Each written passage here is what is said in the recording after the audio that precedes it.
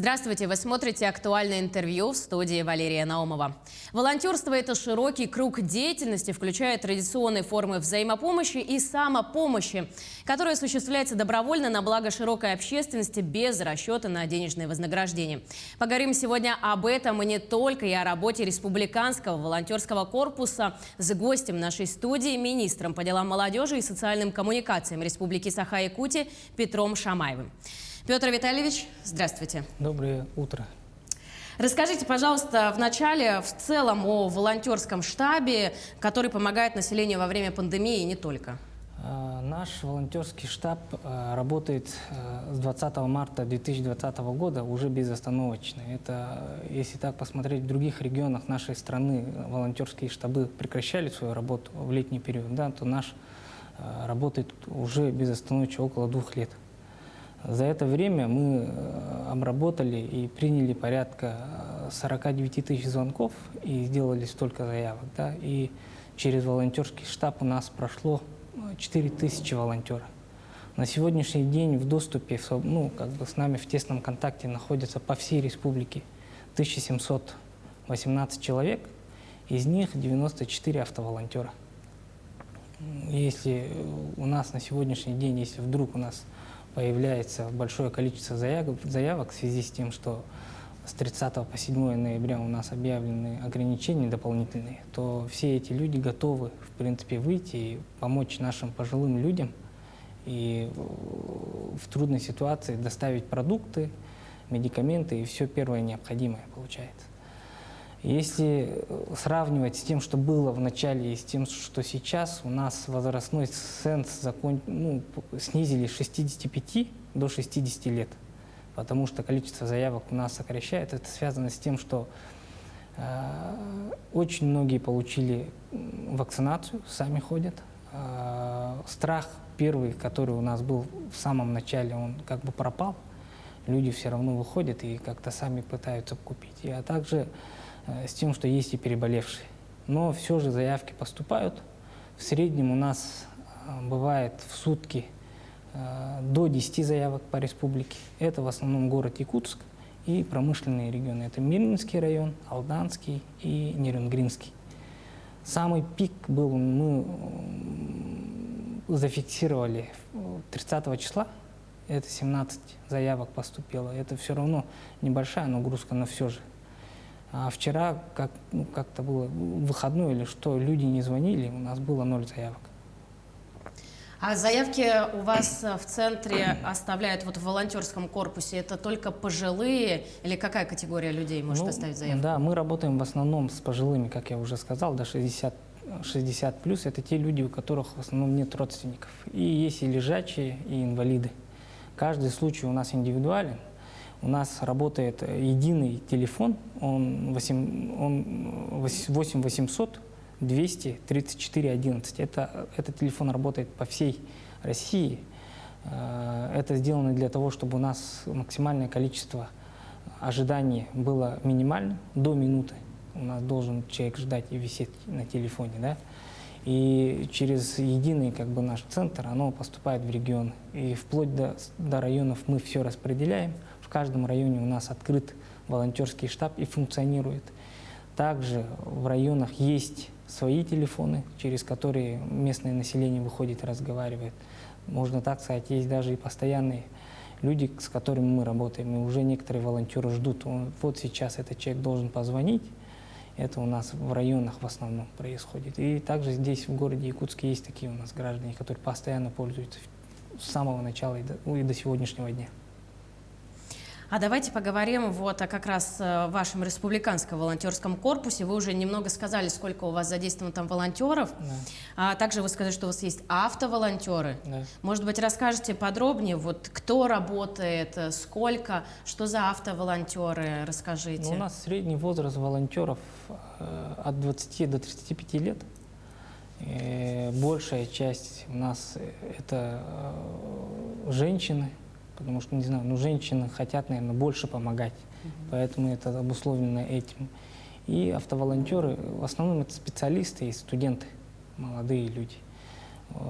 Мы берем к себе, стараемся тоже брать, чтобы человек был от 18 лет до 50 обязательно вакцинированы и без признаков ОРВИ и коронавирусной инфекции. И те, кто пришли, обычно не уходят. Ну, бывают отпуски, какие-то промежутки, когда они отдыхают или там у них работа тяжелая, да, вот тогда они выбывают, но все же они всегда на контакте. И это те люди, которые по зову сердца приходят, потому что мы им ничего не оплачиваем. А волонтерскому корпусу мы стараемся, конечно, помочь. Это у нас постоянно прикреплена автомашина от администрации главы и правительства Республики Саха-Якутия. Также у нас есть люди, которые постоянно помогают предприятия, тот же Сибойл, тот же Сахатранснефтегазбыт, которые помогают нашим автоволонтерам, возмещают им бензин за поездки. В этот раз тоже мы надеемся на их помощь, конечно же. И в основном это те люди, которые всегда во всех были по жизни активистами и всегда помогали людям. Вы уже обмолвились немножко, что вот в выходную неделю, которая с 30 октября по 7 ноября, у вас немного поменяется режим работы, возможно, у вас будет какое-то усиление. Давайте об этом поговорим. По усилению мы обзвонили всех своих волонтеров, чтобы они в случае чего были наготове. И, в принципе, у нас на сегодняшний день из 4000 выявлено 1718 человек, которые готовы к работе. Мы работаем от 9 часов утра до 18 часов вечера. Если у нас звонок приходит в 11 часов вечера или в 10 часов вечера по единому номеру, да, то эта заявка автоматически переносится на следующий день. Все-таки работа бесплатная, поэтому людей тоже как-то сохранить тоже надо. К тому же мы рады видеть новых волонтеров, потому что усталость определенная накапливается все равно у тех же волонтеров, да, поэтому я призываю ребят, чтобы они пришли и стали нашими волонтерами. Вот как раз, а как стать волонтером? Что нужно для этого сделать, если у человека появилось такое желание? С чего нужно начинать? Если вкратце рассказать, да, то руководителем волонтерского штаба на сегодняшний день является Кычкина Алена Ивановна. Вы ходите сразу на нее, получается, да, телефон я сейчас вам могу продиктовать. Она принимает заявки на свой личный сотовый 8 914 229 09 54. А также о деятельности Республиканского волонтерского корпуса можно узнать со страницы Instagram Добро ЕКТ. И мы принимаем, конечно же, от 18 до 50 лет. Это связано с тем, что пожилые люди, они входят в зону риска. Все-таки могут быть и среди заказывающих люди, болеющие коронавирусом, да? И лица от 18 лет, которые были вакцинированы и не имеющие признаков ОРВИ и коронавирусной инфекции. То есть, если человек поймал себя на желание стать волонтером, то ему достаточно будет только написать или зайти в социальные сети и отправить заявку. Телефон, если это Инстаграм, то мы выйдем на него и будем разговаривать с этим человеком. А дальнейшие действия какие? Обучают ли волонтеров какие-то, может быть? Конечно, обучение первичное человек, конечно, обязательно проходит. Все-таки инфекция — дело такое, может потом повлиять на всю оставшуюся жизнь. Поэтому мы с человеком, когда приходит, мы согласовали, пришел человек, обучаем его в течение дня. 2 уровней обучения человек проходит, подписываем договор. Прежде чем человек выходит и идет на обслуживание, мы все равно даем инструктаж, как отдавать продукты, как покупать, как производить, потому что это все должно происходить бесконтактным способом, как разговаривать с людьми и как отвечать на тот или иной вопрос обязательно, чтобы человек мог на какие-то вопросы дать квалифицированный ответ.